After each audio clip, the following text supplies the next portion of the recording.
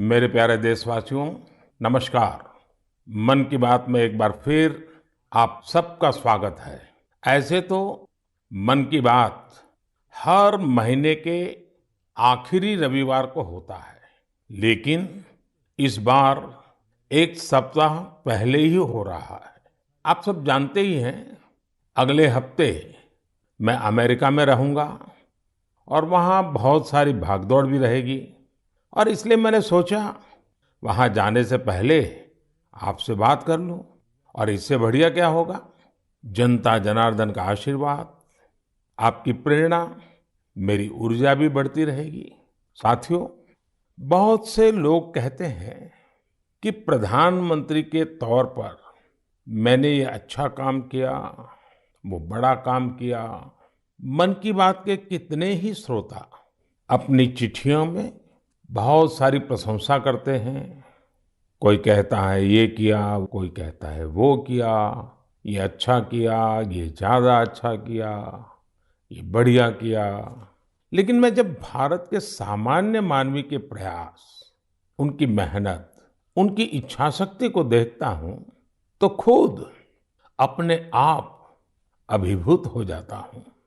बड़े से बड़ा लक्ष्य हो, कठिन से कठिन चुनौती हो, भारत के लोगों का सामूहिक बल, सामूहिक शक्ति हर चुनौती का हल निकाल देता है। अभी हमने 2-3 दिन पहले देखा कि देश के पश्चिमी छोर पर कितना बड़ा साइक्लोन आया। तेज चलने वाली हवाएं, तेज बारिश, साइक्लोन बिपरजॉय ने कच्छ में कितना कुछ तहस नहस कर दिया। लेकिन कच्छ के लोगों ने जिस हिम्मत और तैयारी के साथ इतने खतरनाक साइक्लोन का मुकाबला किया, वो भी उतना ही अभूतपूर्व है। 2 दिन बाद ही कच्छ के लोग अपना नया वर्ष यानी आषाढ़ी बीज भी मनाने जा रहे हैं। ये भी संयोग है कि आषाढ़ी बीज कच्छ में वर्षा की शुरुआत का प्रतीक माना जाता है। मैं इतने साल कच्छ आता जाता रहा हूँ, वहाँ के लोगों की सेवा करने का मुझे सौभाग्य भी मिला है। और इसके लिए कच्छ के लोगों का हौसला और उनकी जिजीविषा के बारे में मैं अच्छी तरह जानता हूँ। 2 दशक पहले के विनाशकारी भूकंप के बाद जिस कच्छ के बारे में कहा जाता था वो कभी उठ नहीं पाएगा, आज वही जिला देश के तेजी से विकसित होते जिलों में से एक है। मुझे विश्वास है साइक्लोन बिपरजॉय ने जो तबाही मचाई है, उससे भी कच्छ के लोग बहुत तेजी से उभर जाएंगे। साथियों, प्राकृतिक आपदाओं पर किसी का जोर नहीं होता, लेकिन बीते वर्षों में भारत ने आपदा प्रबंधन की जो ताकत विकसित की है, वो आज एक उदाहरण बन रही है। प्राकृतिक आपदाओं से मुकाबला करने का एक बड़ा तरीका है प्रकृति का संरक्षण। आजकल मॉनसून के समय में तो इस दिशा में हमारी जिम्मेदारी और भी बढ़ जाती है। इसीलिए ही आज देश कैच द रेन जैसे अभियानों के जरिए सामूहिक प्रयास कर रहा है। पिछले महीने मन की बात में ही हमने जल संरक्षण से जुड़े स्टार्टअप्स की चर्चा की थी। इस बार भी मुझे चिट्ठी लिखकर कई ऐसे लोगों के बारे में बताया गया है जो पानी की एक एक बूंद बचाने के लिए जी जान से लगे हैं। ऐसे ही एक साथी हैं यूपी के बांदा जिले के तुलसीराम यादव जी। तुलसीराम यादव जी लुकतरा ग्राम पंचायत के प्रधान है। आप भी जानते हैं कि बांदा और बुंदेलखंड क्षेत्र में पानी को लेकर कितनी कठिनाइयां रही है। इस चुनौती से पार पाने के लिए तुलसीराम जी ने गांव के लोगों को साथ लेकर इलाके में 40 से ज्यादा तालाब बनवाए हैं। तुलसीराम जी ने अपनी मुहिम का आधार बनाया है खेत का पानी खेत में, गांव का पानी गांव में। आज उनकी मेहनत का ही नतीजा है कि उनके गांव में भूजल स्तर सुधर रहा है। ऐसे ही यूपी के हापुड़ जिले में लोगों ने मिलकर के एक विलुप्त नदी को पुनर्जीवित किया है। यहाँ काफी समय पहले नीम नाम की एक नदी हुआ करती थी। समय के साथ वो लुप्त हो गई, लेकिन स्थानीय स्मृतियां और जन कथाओं में उसे हमेशा याद किया जाता रहा। आखिरकार लोगों ने अपनी इस प्राकृतिक धरोहर को फिर से सजीव करने की ठानी। लोगों के सामूहिक प्रयास से अब नीम नदी फिर से जीवंत होने लगी है। नदी के उद्गम स्थल को अमृत सरोवर के तौर भी विकसित किया जा रहा है। साथियों, ये नदी, नहर, सरोवर, ये केवल जल स्रोत ही नहीं होते हैं, बल्कि इनसे जीवन के रंग और भावनाएं भी जुड़ी होती हैं। ऐसा ही एक दृश्य अभी कुछ ही दिन पहले महाराष्ट्र में देखने को मिला। ये इलाका ज्यादातर सूखे की चपेट में रहता है। 5 दशक के इंतजार के बाद यहाँ नीलवंडे डैम की कैनाल का काम अब पूरा हो रहा है। कुछ दिन पहले टेस्टिंग के दौरान कैनाल में पानी छोड़ा गया था। इस दौरान जो तस्वीरें आई वो वाकई भावुक करने वाली थी। गांव के लोग ऐसे झूम रहे थे जैसे होली दिवाली का त्योहार हो। साथियों, जब प्रबंधन की बात हो रही है तो मैं आज छत्रपति शिवाजी महाराज को भी याद करूंगा। छत्रपति शिवाजी महाराज की वीरता के साथ ही उनकी गवर्नेंस और उनके प्रबंध कौशल से भी बहुत कुछ सीखने को मिलता है। विशेषकर जल प्रबंधन और नौसेना को लेकर छत्रपति शिवाजी महाराज ने जो कार्य किए वो आज भी भारतीय इतिहास का गौरव बढ़ाते हैं। उनके बनाए जल दुर्ग इतनी शताब्दियों बाद भी समंदर के बीच में आज भी शान से खड़े हैं। इस महीने की शुरुआत में ही छत्रपति शिवाजी महाराज के राज्याभिषेक के 350 वर्ष पूरे हुए हैं। इस अवसर को एक बड़े पर्व के रूप में मनाया जा रहा है। इस दौरान महाराष्ट्र के रायगढ़ किले में इससे जुड़े भव्य कार्यक्रमों का आयोजन किया गया। मुझे याद है कई वर्ष पहले 2014 में मुझे रायगढ़ जाने उस पवित्र भूमि को नमन करने का सौभाग्य मिला था। ये हम सबका कर्तव्य है कि उस अवसर पर हम छत्रपति शिवाजी महाराज के प्रबंध कौशल को जानें, उनसे सीखें। इससे हमारे भीतर हमारी विरासत पर गर्व का बोध भी जगेगा और भविष्य के लिए कर्तव्यों की प्रेरणा भी मिलेगी। मेरे प्यारे देशवासियों, आपने रामायण की उस नन्ही गिलहरी के बारे में जरूर सुना होगा जो राम सेतु बनाने में मदद करने के लिए आगे आई थी। कहने का मतलब ये कि जब नीयत साफ हो, प्रयासों में ईमानदारी हो, तो फिर कोई भी लक्ष्य कठिन नहीं रहता। भारत भी आज इसी नेक नियत से एक बहुत बड़ी चुनौती का मुकाबला कर रहा है। ये चुनौती है टीबी की, जिसे क्षय रोग भी कहा जाता है। भारत ने संकल्प किया है 2025 तक टीबी मुक्त भारत बनाने का। लक्ष्य बहुत बड़ा जरूर है। एक समय था जब टीबी का पता चलने के बाद परिवार के लोग ही दूर हो जाते थे, लेकिन ये आज का समय है जब टीबी के मरीज को परिवार का सदस्य बनाकर उनकी मदद की जा रही है। इस क्षय रोग को जड़ से समाप्त करने के लिए निक्षय मित्रों ने मोर्चा संभाल लिया है। देश में बहुत बड़ी संख्या में विभिन्न सामाजिक संस्थाएं निक्षय मित्र बनी हैं। गांव देहात में, पंचायतों में हजारों लोगों ने खुद आगे आकर टीबी मरीजों को गोद लिया है। कितने ही बच्चे हैं जो टीबी मरीजों की मदद के लिए आगे आए हैं। ये जन भागीदारी ही इस अभियान की सबसे बड़ी ताकत है। इसी भागीदारी की वजह से आज देश में 10 लाख से ज्यादा टीबी मरीजों को गोद लिया जा चुका है। और ये पुण्य का काम किया है करीब करीब 85,000 निक्षय मित्रों ने। मुझे खुशी है कि देश के कई सरपंचों ने, ग्राम प्रधानों ने भी ये बीड़ा उठा लिया है कि वो अपने गांव में टीबी को समाप्त करके ही रहेंगे। नैनीताल के एक गांव के निक्षय मित्र श्रीमान दीकर सिंह मेवाड़ी जी ने टीबी के 6 मरीजों को गोद लिया है। ऐसे ही किन्नौर की एक ग्राम पंचायत के प्रधान निक्षय मित्र श्रीमान ज्ञान सिंह जी भी अपने ब्लॉक में टीबी मरीजों को हर जरूरी सहायता उपलब्ध कराने में जुटे हैं। भारत को टीबी मुक्त बनाने की मुहिम में हमारे बच्चे और युवा साथी भी पीछे नहीं है। हिमाचल प्रदेश के ऊना की 7 साल की बेटी नलिनी सिंह का कमाल देखिए। बिटिया नलिनी अपनी पॉकेट मनी से टीबी मरीजों की मदद कर रही है। आप जानते हैं कि बच्चों को गुल्लक से कितना प्यार होता है, लेकिन एमपी के कटनी जिले की 13 साल की मीनाक्षी और पश्चिम बंगाल के डायमंड हार्बर के 11 साल के बश्वर मुखर्जी दोनों ही कुछ अलग ही बच्चे हैं। इन दोनों बच्चों ने अपने गुल्लक के पैसे भी टीबी मुक्त भारत के अभियान में लगा दिए हैं। ये सभी उदाहरण भावुकता से भरे होने के साथ ही बहुत प्रेरक भी हैं।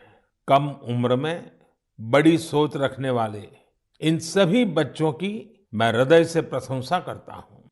मेरे प्यारे देशवासियों, हम भारतवासियों का स्वभाव होता है कि हम हमेशा नए विचारों के स्वागत के लिए तैयार रहते हैं। हम अपनी चीजों से प्रेम करते हैं और नई चीजों को आत्मसात भी करते हैं। इसी का एक उदाहरण है जापान की तकनीक मियावाकी।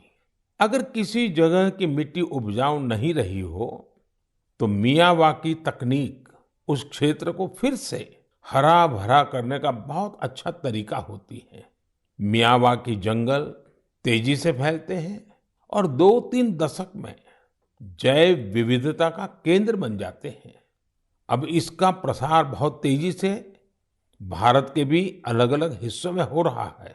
हमारे यहाँ केरला के एक टीचर श्रीमान राफी रामनाथ जी ने इस तकनीक से एक इलाके की तस्वीर ही बदल दी। दरअसल रामनाथ जी अपने स्टूडेंट्स को प्रकृति और पर्यावरण के बारे में गहराई से समझाना चाहते थे। इसके लिए उन्होंने एक हर्बल गार्डन ही बना डाला। उनका ये गार्डन अब एक बायोडायवर्सिटी जोन बन चुका है। उनकी इस कामयाबी ने उन्हें और भी प्रेरणा दी। इसके बाद राफी जी ने मियावाकी तकनीक से एक मिनी फॉरेस्ट यानी छोटा जंगल और इसे नाम दिया विद्यावनम। अब इतना खूबसूरत नाम तो एक शिक्षक ही रख सकता है, विद्यावनम। रामनाथ जी के इस विद्यावनम में छोटी सी जगह में 115 वैरायटीज के 450 से अधिक पेड़ लगाए गए। उनके स्टूडेंट्स भी इनके रखरखाव में उनका हाथ बटाते हैं।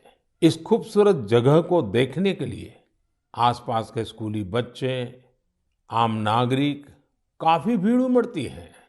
मियावाकी जंगलों को किसी भी जगह, यहाँ तक कि शहरों में भी आसानी से उगाया जा सकता है। कुछ समय पहले ही मैंने गुजरात में केवड़िया एकता नगर में मियावाकी फॉरेस्ट का उद्घाटन किया था।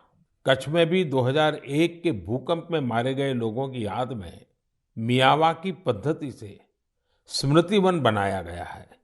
कच्छ जैसी जगह पर इसका सफल होना ये बताता है कि मुश्किल से मुश्किल प्राकृतिक परिवेश में भी ये तकनीक कितनी प्रभावी है। इसी तरह अंबाजी और पावागढ़ में भी मियावाकी मेथड से पौधे लगाए गए हैं। मुझे पता चला है कि लखनऊ के अलीगंज में भी एक मियावाकी उद्यान तैयार किया जा रहा है। पिछले 4 साल में मुंबई और उसके आसपास के इलाकों में ऐसे 60 से ज्यादा जंगलों पर काम किया गया है। अब तो ये टेक्निक पूरी दुनिया में पसंद की जा रही है। सिंगापुर, पेरिस, ऑस्ट्रेलिया, मलेशिया जैसे कितने ही देशों में इसका बड़े पैमाने पर उपयोग हो रहा है। मैं देशवासियों से, खासकर शहरों में रहने वाले लोगों से आग्रह करूंगा कि वे मियावाकी पद्धति के बारे में जरूर जानने का प्रयास करें। इसके जरिए आप अपनी धरती और प्रकृति को हरा भरा और स्वच्छ बनाने में अमूल्य योगदान दे सकते हैं। मेरे प्यारे देशवासियों, आजकल हमारे देश में जम्मू कश्मीर की खूब चर्चा होती है। कभी बढ़ते पर्यटन के कारण, तो कभी G20 के शानदार आयोजनों के कारण। कुछ समय पहले मैंने मन की बात में आपको बताया था कि कैसे कश्मीर के नादरू देश के बाहर भी पसंद किए जा रहे हैं। अब जम्मू कश्मीर के बारामूला जिले के लोगों ने एक कमाल कर दिखाया है। बारामूला में खेतीबाड़ी तो काफी समय से होती है, लेकिन यहाँ दूध की कमी रहती थी। बारामूला के लोगों ने इस चुनौती को एक अवसर के रूप में लिया। यहाँ बड़ी संख्या में लोगों ने डेयरी का काम शुरू किया। इस काम में सबसे आगे यहाँ की महिलाएं आई, जैसे कि एक बहन है इशरत नबी। इशरत एक ग्रेजुएट है और इन्होंने मीर सिस्टर्स डेयरी फार्म शुरू किया है। उनके डेयरी फार्म से हर दिन करीब 150 लीटर दूध की बिक्री हो रही है। ऐसे ही सोपोर के एक साथी हैं वसीम अनायत। वसीम के पास 2 दर्जन से ज्यादा पशु हैं और वो हर दिन 200 लीटर से ज्यादा दूध बेचते हैं। एक और युवा आबिद हुसैन भी डेयरी का काम कर रहे हैं। इनका काम भी खूब आगे बढ़ रहा है। ऐसे लोगों की मेहनत की वजह से ही आज बारामूला में हर रोज 5.5 लाख दूध उत्पादन हो रहा है। पूरा बारामूला एक नई श्वेत क्रांति की पहचान बन रहा है। पिछले 2.5-3 वर्षों में यहाँ 500 से ज्यादा डेयरी यूनिट्स लगी हैं। बारामूला की डेयरी इंडस्ट्री इस बात की गवाह है कि हमारे देश का हर हिस्सा कितनी संभावनाओं से भरा हुआ है। किसी क्षेत्र के लोगों की सामूहिक इच्छा शक्ति कोई भी लक्ष्य प्राप्त करके दिखा सकती है। मेरे प्यारे देशवासियों, इसी महीने खेल जगत से भारत के लिए कई बड़ी खुशखबरियां आई हैं। भारत की टीम ने पहली बार विमेन्स जूनियर एशिया कप जीतकर तिरंगे की शान बढ़ाई है। इसी महीने हमारी मेंस हॉकी टीम ने भी जूनियर एशिया कप जीता है। इसके साथ ही हम इस टूर्नामेंट के इतिहास में सबसे अधिक जीत दर्ज करने वाले टीम भी बन गए हैं। जूनियर शूटिंग वर्ल्ड कप, उसमें भी हमारी जूनियर टीम ने भी कमाल कर दिया। भारतीय टीम ने इस टूर्नामेंट में पहला स्थान हासिल किया है। इस टूर्नामेंट में कुल जितने गोल्ड मेडल थे, उसमें से 20% अकेले भारत के खाते में आए हैं। इसी जून में एशियन अंडर 20 एथलेटिक चैंपियनशिप भी हुई। इसमें भारत पदक तालिका में 45 देशों में टॉप 3 में रहा। साथियों, पहले एक समय होता था जब हमें अंतर्राष्ट्रीय आयोजनों के बारे में पता तो चलता था, लेकिन उसमें अक्सर भारत का कहीं कोई नाम नहीं होता था। लेकिन आज मैं केवल पिछले कुछ सप्ताह की सफलताओं का जिक्र कर रहा हूं, तो भी लिस्ट इतनी लंबी हो जाती है। यही हमारे युवाओं की असली ताकत है। ऐसे कितने ही खेल और प्रतियोगिताएं हैं जहां आज भारत पहली बार अपनी मौजूदगी दर्ज करवा रहा है। जैसे कि लॉन्ग जंप में श्री शंकर मुरली ने पेरिस डायमंड लीग जैसे प्रतिष्ठित आयोजन में देश को ब्रॉन्ज दिलाया है। ये इस प्रतियोगिता में भारत का पहला मेडल है। ऐसे ही एक सफलता हमारी अंडर 70 वुमेन रेसलिंग टीम ने किर्गिस्तान में भी दर्ज की है। मैं देश के इन सभी एथलीट्स, उनके पेरेंट्स और कोचेस, सबको उनके प्रयासों के लिए बहुत बहुत बधाई देता हूं। साथियों, इंटरनेशनल आयोजनों में देश की सफलता के पीछे राष्ट्रीय स्तर पर हमारे खिलाड़ियों की कड़ी मेहनत होती है। आज देश के अलग अलग राज्यों में एक नए उत्साह के साथ खेलों के आयोजन होते हैं। इनसे खिलाड़ियों को खेलने, जीतने और हार से सीखने का मौका मिलता है। जैसे अभी उत्तर प्रदेश में खेलो इंडिया यूनिवर्सिटी गेम्स का आयोजन हुआ। इसमें युवाओं में खूब उत्साह और जोश देखने को मिला। इन खेलों में हमारे युवाओं ने 11 रिकॉर्ड तोड़े हैं। इन खेलों में पंजाब यूनिवर्सिटी अमृतसर की गुरु नानक देव यूनिवर्सिटी और कर्नाटका की जैन यूनिवर्सिटी मेडल टैली में पहले 3 स्थानों पर रही है। साथियों, ऐसे टूर्नामेंट्स का एक बड़ा पहलू यह भी होता है कि इनसे युवा खिलाड़ियों की कई इंस्पायरिंग स्टोरीज भी सामने आती हैं। खेलो इंडिया यूनिवर्सिटी गेम्स में रोविंग स्पर्धा में असम की कॉटन यूनिवर्सिटी के अन्यतम राजकुमार ऐसे पहले दिव्यांग खिलाड़ी बने जिन्होंने इसमें हिस्सा लिया। बरकतुल्ला यूनिवर्सिटी की निधि पवैया घुटने में गंभीर चोट के बावजूद शॉट पुट में गोल्ड मेडल जीतने में कामयाब रही। सावित्रीबाई फूले पुणे यूनिवर्सिटी के शुभम भंडारे को एंकल इंजरी के चलते पिछले साल बेंगलुरु में निराशा हाथ लगी थी, लेकिन इस बार वे स्टेपल चेस के गोल्ड मेडलिस्ट बने हैं। बर्दवान यूनिवर्सिटी की सरस्वती कुंडू अपनी कबड्डी टीम की कैप्टन है। वे कई मुश्किलों को पार कर यहाँ तक पहुंची है। बेहतरीन प्रदर्शन करने वाले बहुत सारे एथलीट्स को टॉप स्कीम से भी बहुत मदद मिल रही है। हमारे खिलाड़ी जितना खेलेंगे उतना ही खिलेंगे। मेरे प्यारे देशवासियों, 21 जून भी अब आ ही गई है। इस बार भी विश्व के कोने-कोने में लोग अंतर्राष्ट्रीय योग दिवस का उत्सुकता से इंतजार कर रहे हैं। इस वर्ष योग दिवस की थीम है योगा फॉर वसुधैव कुटुंबकम, यानी एक विश्व एक परिवार के रूप में सबके कल्याण के लिए योग। यह योग की उस भावना को व्यक्त करता है जो सबको जोड़ने वाली और साथ लेकर चलने वाली है। हर बार की तरह इस बार भी देश के कोने-कोने में योग से जुड़े कार्यक्रम आयोजित किए जाएंगे। साथियों, इस बार मुझे न्यूयॉर्क के संयुक्त राष्ट्र मुख्यालय यूएन में होने वाले योग दिवस कार्यक्रम में शामिल होने का अवसर मिलेगा। मैं देख रहा हूं कि सोशल मीडिया पर भी योग दिवस को लेकर गजब का उत्साह दिख रहा है। साथियों, मेरा आप सभी से आग्रह है कि आप योग को अपने जीवन में जरूर अपनाएं, इसे अपनी दिनचर्या का हिस्सा बनाएं। अगर अब भी आप योग से नहीं जुड़े हैं, तो आने वाली 21 जून इस संकल्प के लिए बहुत बेहतरीन मौका है। योग में तो वैसे भी ज्यादा तामझाम की जरूरत ही नहीं होती है। देखिए, जब आप योग से जुड़ेंगे तो आपके जीवन में कितना बड़ा परिवर्तन आएगा। मेरे प्यारे देशवासियों, परसों यानी 20 जून को ऐतिहासिक रथ यात्रा का दिन है। रथ यात्रा की पूरी दुनिया में एक विशिष्ट पहचान है। देश के अलग-अलग राज्यों में बहुत धूमधाम से भगवान जगन्नाथ की रथ यात्रा निकाली जाती है। ओडिशा के पुरी में होने वाली रथ यात्रा तो अपने आप में अद्भुत होती है।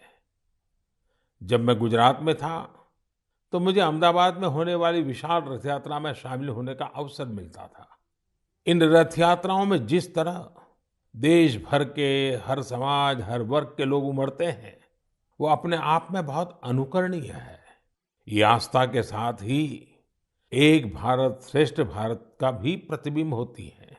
इस पावन पुनीत अवसर पर आप सभी को मेरी ओर से बहुत बहुत शुभकामनाएं। मेरी कामना है भगवान जगन्नाथ सभी देशवासियों को अच्छे स्वास्थ्य और सुख समृद्धि का आशीर्वाद प्रदान करें। साथियों, भारतीय परंपरा और संस्कृति से जुड़े उत्सव की चर्चा करते हुए मैं देश के राजभवनों में हुए दिलचस्प आयोजनों का भी जरूर उल्लेख करूंगा। अब देश में राजभवनों की पहचान सामाजिक और विकास कार्यों से होने लगी है। आज हमारे राजभवन टीबी मुक्त भारत अभियान के, प्राकृतिक खेती से जुड़े अभियान के ध्वजवाहक बन रहे हैं। बीते समय में गुजरात हो, गोवा हो, तेलंगाना हो, महाराष्ट्र हो, सिक्किम हो, इनके स्थापना दिवस को अलग-अलग राजभवनों ने जिस उत्साह के साथ सेलिब्रेट किया, वो अपने आप में एक मिसाल है। ये एक बेहतरीन पहल है जो एक भारत श्रेष्ठ भारत की भावना को सशक्त बनाती है। साथियों, भारत लोकतंत्र की जननी है, मदर ऑफ डेमोक्रेसी है। हम अपने लोकतांत्रिक आदर्शों को सर्वोपरि मानते हैं, अपने संविधान को सर्वोपरि मानते हैं। इसलिए हम 25 जून को भी कभी भुला नहीं सकते। यह वही दिन है जब हमारे देश पर इमरजेंसी थोपी गई थी। यह भारत के इतिहास का काला दौर था। लाखों लोगों ने इमरजेंसी का पूरी ताकत से विरोध किया था। लोकतंत्र के समर्थकों पर उस दौरान इतना अत्याचार किया गया, इतनी यातनाएं दी गई कि आज भी मन सिहर उठता है। इन अत्याचारों पर, पुलिस और प्रशासन द्वारा दी गई सजाओं पर बहुत सी पुस्तकें लिखी गई हैं। मुझे भी संघर्ष में गुजरात नाम से एक किताब लिखने का उस समय मौका मिला था। कुछ दिनों पहले ही इमरजेंसी पर लिखी एक और किताब मेरे सामने आई, जिसका शीर्षक है torture of political prisoners in India.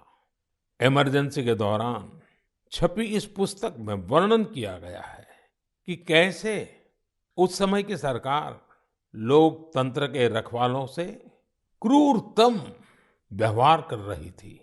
इस किताब में ढेर सारी केस स्टडीज हैं, बहुत सारे चित्र हैं। मैं चाहूंगा कि आज जब हम आजादी का अमृत महोत्सव मना रहे हैं, तो देश की आजादी को खतरे में डालने वाले ऐसे अपराधों का भी जरूर अवलोकन करें। इससे आज की युवा पीढ़ी को लोकतंत्र के मायने और उसकी अहमियत समझने में और ज्यादा आसानी होगी। मेरे प्यारे देशवासियों, मन की बात रंग बिरंगे मोतियों से सजी एक सुंदर माला है, जिसका हर मोती अपने आप में अनूठा और अनमोल है। इस कार्यक्रम का हर एपिसोड बहुत ही जीवंत होता है, हमें सामूहिकता की भावना के साथ साथ समाज के प्रति कर्तव्य भाव और सेवा भाव से भरता है। यहाँ उन विषयों पर खुलकर चर्चा होती है जिनके बारे में हमें आमतौर पर कम ही पढ़ने सुनने को मिलता है। हम अक्सर देखते हैं कि मन की बात में किसी विषय का जिक्र होने के बाद कैसे अनेकों देशवासियों को नई प्रेरणा मिली।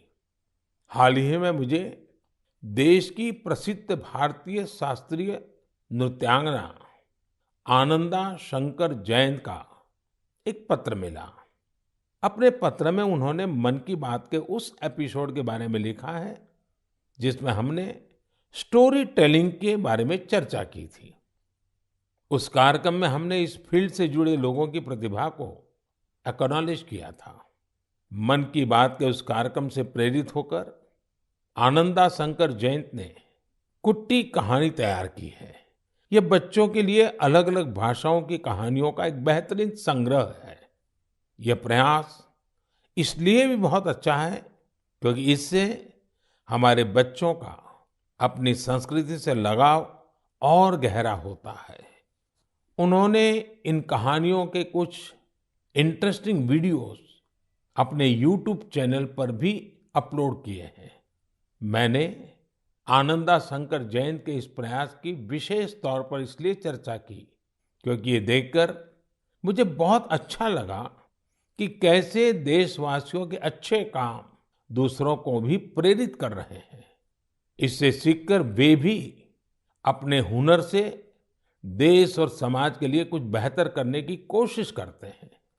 यही तो हम भारतवासियों का वो कलेक्टिव पावर है जो देश की प्रगति में नई शक्ति भर रही है।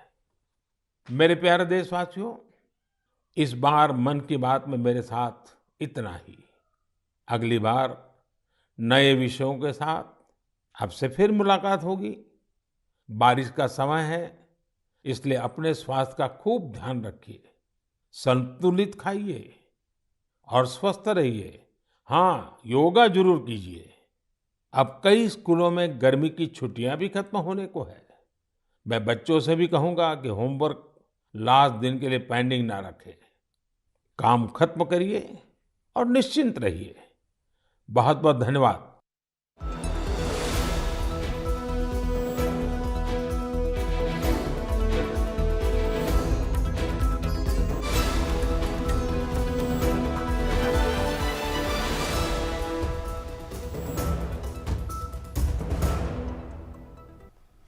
नमस्कार, मैं हूं निखिल सिंह और मन की बात के इस विशेष कार्यक्रम में आप सभी का स्वागत है। इससे जुड़े इस कार्यक्रम में